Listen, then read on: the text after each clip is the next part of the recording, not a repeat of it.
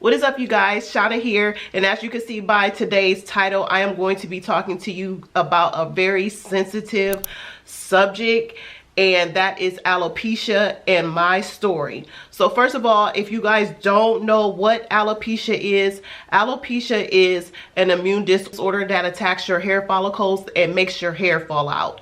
And I will tell you guys the type of alopecia that I have, because there are several different types of alopecia that are out there. The one that I was diagnosed with is called telogen infuvium, and I'll put the name underneath because I probably butchered it a little bit.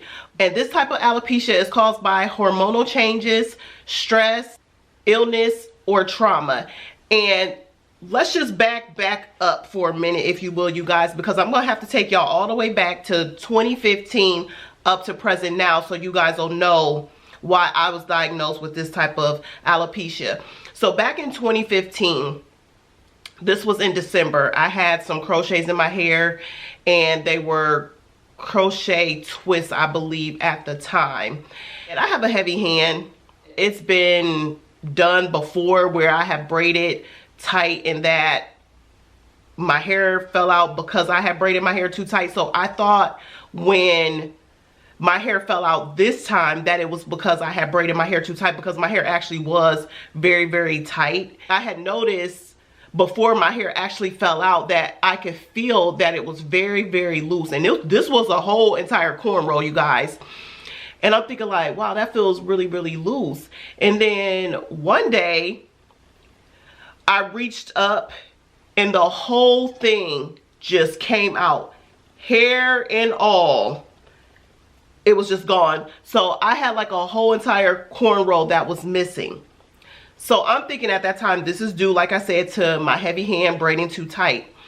So I gave it a few months, and I saw the little peach fuzz growing in, and I'm thinking, this is taking a long time. My hair don't normally take long to grow back. Months go by, I got this little peach fuzz, my hair starts growing back just a little bit, but still I was concerned because I knew that that wasn't normal for my hair. So moving forward, I ended up getting pregnant in April of 2016. I ended up having to have a D&C in June of 2016 because the pregnancy wasn't progressing. And if you guys have been following me, you guys know everything that I'm getting ready to say, because you watch these videos, you know the whole entire journey of everything that I am pretty much getting ready to say in a nutshell. After my D&C, I had my follow-up visit with my doctor who performed the D&C, and I had to take a blood test to make sure that my HCG levels went back down to 0. I went in the office, took the test. She called me 2 days later, and she said, I'm not for sure what's going on, but it's still showing that you're pregnant, and I'm not sure why, but I'm gonna need to get you over to see a specialist. So she got me over to a specialist. Now this is in June of 2016. I went to see this specialist that couldn't figure out why my HCG levels were still elevated and why every pregnancy test at this point is still saying that I'm pregnant. So I go see this specialist. The first thing he does is run his own test. Part of that was he wanted to do a pregnancy test. So they took blood work. The test came back, confirmed that I was pregnant. He wanted to rule out everything. I had to take an ultrasound and make sure that I wasn't pregnant. After that was confirmed that they didn't see anything on the ultrasound, I ended up having to go to Children's Hospital to take a genetics test where they took like 8 vials of blood from me. That's the most blood I had ever had taken from me in one sitting. All the tubes were different because they had to send them over to different labs. So he just took a number of tests just so they could figure out, okay, if there's something in these tests that can confirm why you're going through what you're going through. All those tests came back negative. Now at this time, my hair, it's still not really growing back like I would like it to. And I'm noticing that my hair is getting thin to where I can't put ponytails in my hair. So that's when the whole slayed edges video came about. I ended up taking some synthetic hair, some got-to-be glue, and I pulled my hair up in a ponytail, because wearing ponytails is one of my favorite hairstyles. I grew up wearing ponytails. Even in my adult life, I still love my ponytail. And so I wanted to wear a ponytail, but I knew that I couldn't, because it was obvious that all my hair was gone. I mean, my edges were gone. And in between this video, as I'm speaking to you guys, I will insert different clips of my hair loss, what comes out.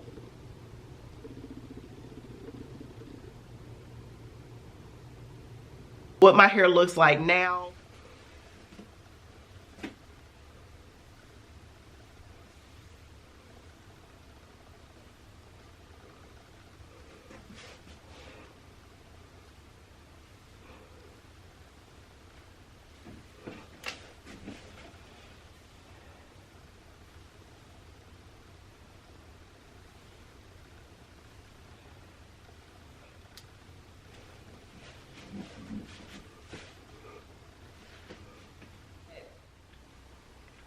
In the midst of all of this and trying to figure out what's going on with my hair, it never dawned on me that I could have alopecia. I never thought that it had anything to do with what I was going through. But it just so happened that this next time when I went to go see the doctor, I said, hey, you think my hair is falling out because of what I'm going through right now? And so he explained to me, you having this hormonal imbalance that you're having, 9 times out of 10, he said, yes, when women have hormonal imbalances, they can lose their hair. Once your hormone levels become normal, then you should start seeing your hair start to grow back in. And so I'm like, oh, okay. But he said, but to confirm that you are having alopecia issues, but he said it very much looks like it. He said if you didn't grow up with these type of issues and you're just experiencing them now, this is the type of alopecia that you have. He's going to refer you over to a dermatologist. They can confirm by doing a biopsy on you to see if you actually do have alopecia. And which it was a waiting process for me, because when he referred me to this specialist or this dermatologist, I couldn't get in for a few months, which by the time I got to the dermatologist, I was no longer seeing him. So let me back up. So I ended up seeing this specialist for a few months, because this went from me seeing him from June until January was the last time I seen him, January of 2017. Now, after all these tests, now every time I went into this doctor's office, I had to take a pregnancy test every time I saw him, because he needed to know if anything was changing, if my hormones were going back to normal, if my HCG levels were going down. So this had to be done every single time I went to see this man. I had to go to the lab. The last time I went to see this doctor was December. It was right before Christmas. I went to see him. He ran some tests, talked to me about a few different things, and he said, we're going to do another pregnancy test. You know, you got to go to the lab. So I went to the lab, took the pregnancy test.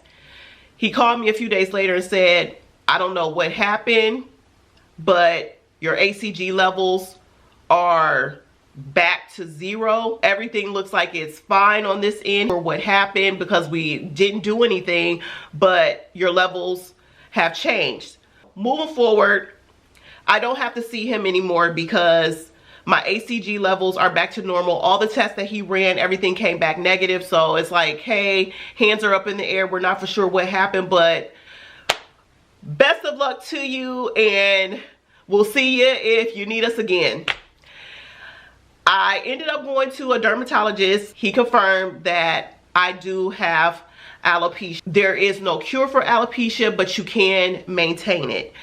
One of the ways that he suggested was I could take some steroid shots in my head, in which me and steroids don't get along. So that was like X day on the une, we can't do that one.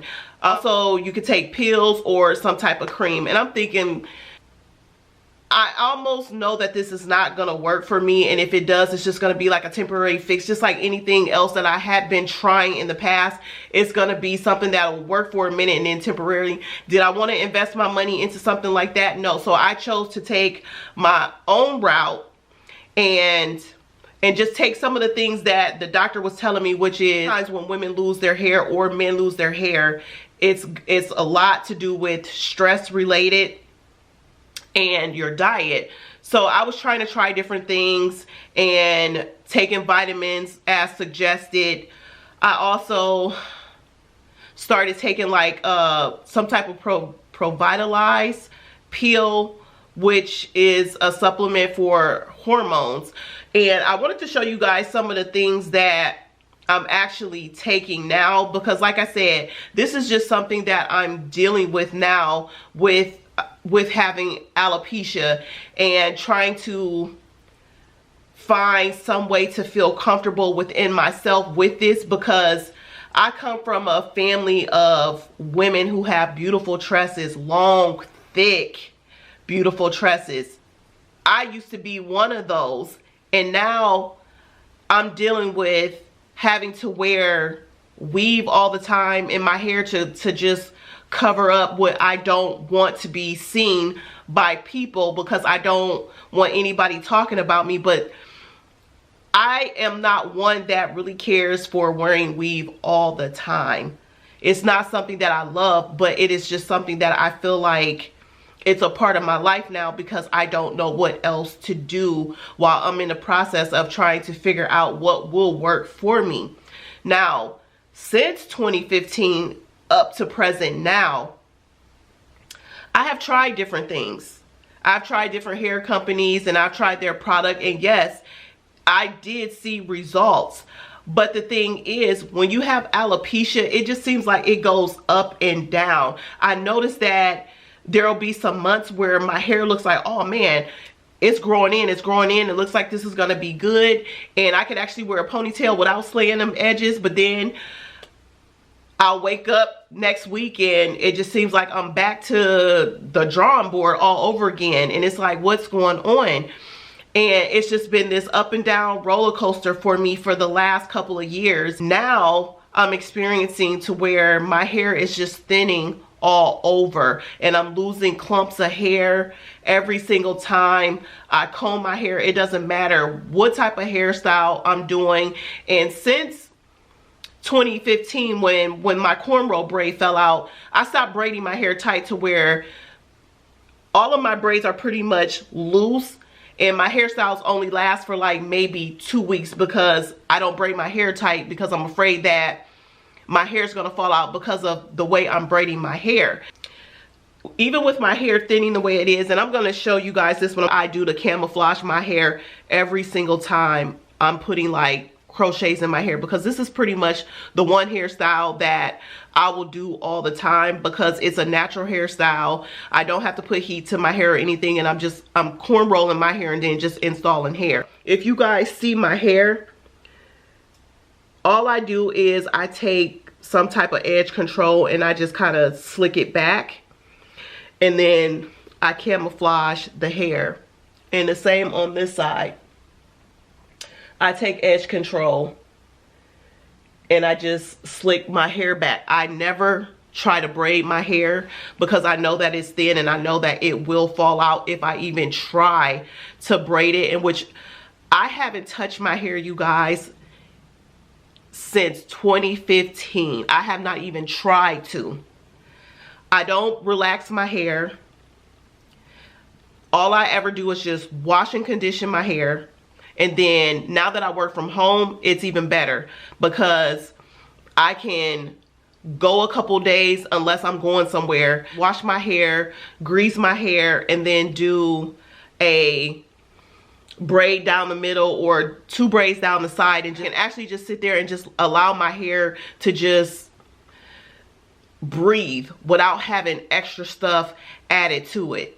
Some of the things that I have been taking and which is some things that the doctor had suggested that I do. Try to alleviate stress the best that you can, because stress causes your hair loss.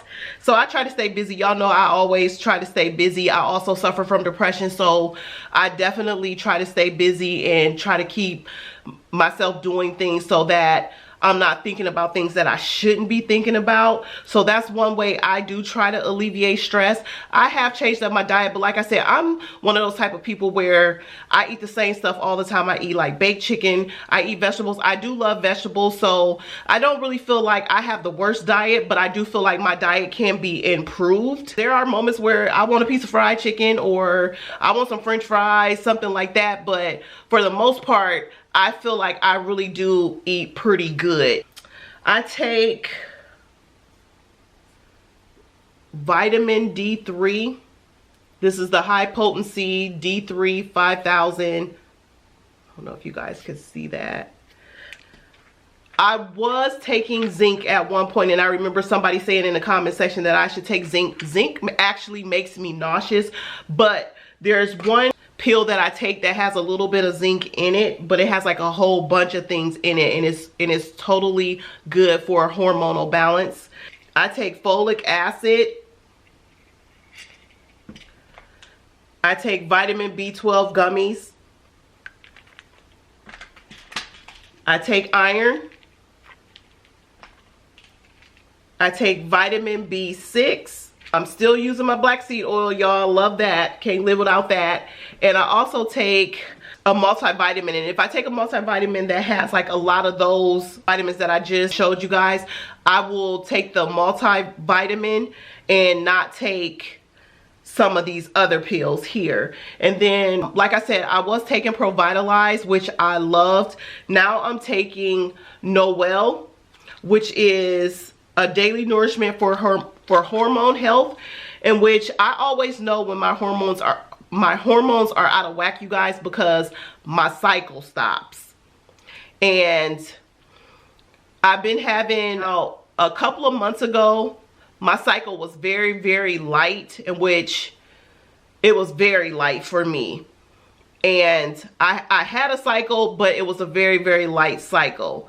This cycle was a very light cycle as well. So I feel like my hormones may be off a little bit, even though my cycle is still there, but it's just not what I'm used to seeing, if that makes sense. Some things that I use on my hair, which, like I said, I'm not using a lot of stuff on my hair at all, because I'm just really, at this point, I'm trying to figure out what's going on with my hair. And one of the things that I had noticed within just like the last couple of months, like I've really been noticing it, when I wash my hair and I dry it and I pull my hair back, I can literally see my scalp. And that's when I'm making a ponytail, just trying to see like what my hair looks like. So I'm thinning now in the back here, size my edges, still looking the same. And then now it's like I'm dealing with my hair, it's thinning. My hair is very thin, paper thin. I can't do anything with my hair at all. So I found this company online that specializes in thinning hair, and their shampoo and conditioner makes your hair thick. So I created a profile, and I've been using their shampoo and conditioner for about a month. I can't say that I see any changes, but I don't feel like I've been using it long enough either to really notice a change. But I'm gonna stick with it, of course, because I want to see that, you know, it's gonna thicken my hair up. If it does, then I'll continue to use the product. If not, I won't, because it is expensive, like $30 a bottle for the shampoo, and which is just an 8-ounce bottle of shampoo, and it's $30 and $30 for the conditioner. So if it works, then yes, I'll invest my money. I would rather have thick hair and short hair than long hair and thin.